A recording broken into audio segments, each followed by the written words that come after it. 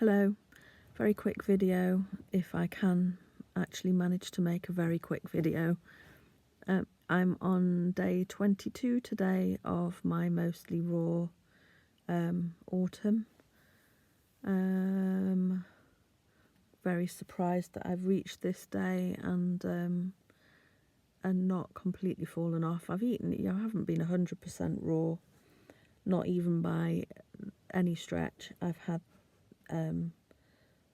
cooked hummus quite regularly, the odd bit of tofu, the very odd few crisps. The tofu I'm not bothered about at all. The hummus I'm not really that bothered about. I prefer to have hummus that didn't have oil in it, but it's Ramona's heavenly hummus, and it is heavenly.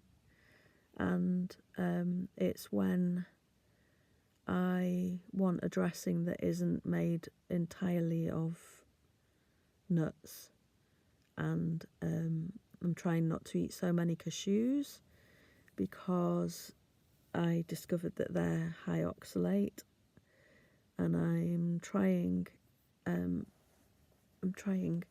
to experiment with a low oxalate diet because I have an issue with joints and my eye. Just the one eye is a little bit weird and blurry and sometimes kind of split visiony. It's weird. I've been to the optician and they didn't seem remotely concerned by it, so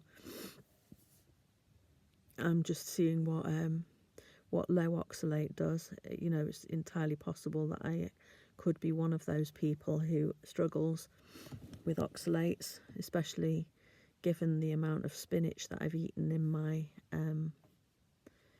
in the last sort of 30 years.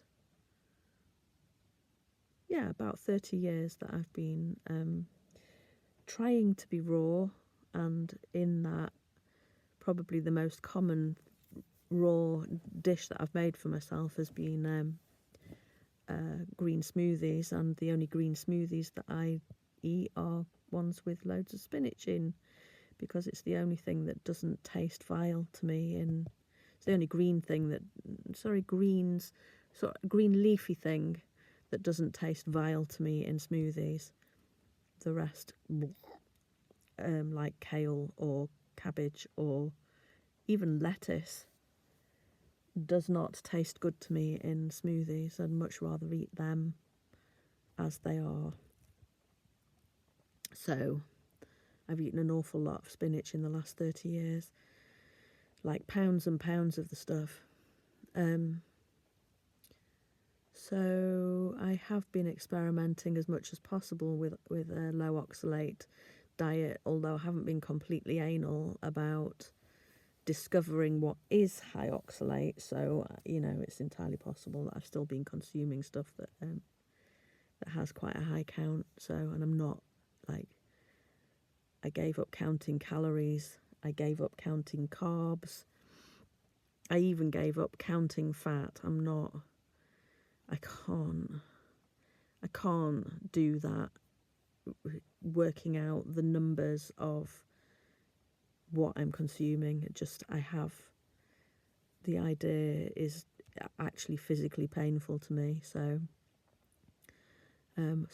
anyway, so the days that I've either not wanted to make a dressing or have wanted not to be consuming a high fat one,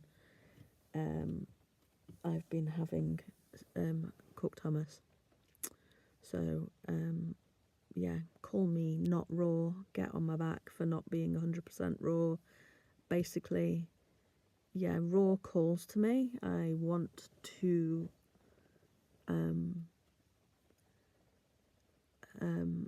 be a member of that club, but I'm not going to be cutting everything out. Not everything. So anyway, yeah, day 22. I'm not weighing myself, so I've no idea how that looks. I don't test my blood sugar, so I've no idea. Basically, I've got no numbers to throw at you to express the benefits that I'm experiencing. But there is no doubt that I feel better. It just can't be, a value can't be put on it. So I feel better. I feel more level emotionally, I think. I feel more honest emotionally. I am feeling my emotions rather than stuffing them down, and it's quite new to me, actually. You know, even when I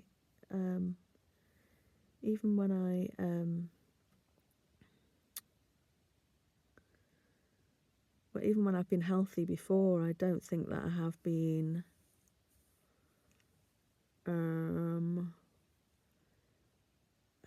as aware of my emotions. I've gone through life kind of somehow sitting on, using something to sit on unpleasant emotions or uncomfortable feelings and thoughts. And to a degree, I still do numb them with, I guess, YouTube videos and films and TV and stuff as a distraction.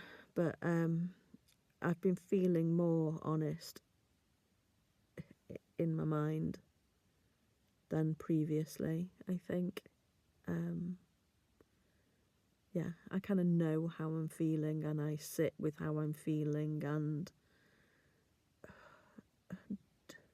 don't try and change it as much, and don't try and numb it as much. So that's a benefit, I guess. My joints are hurting less.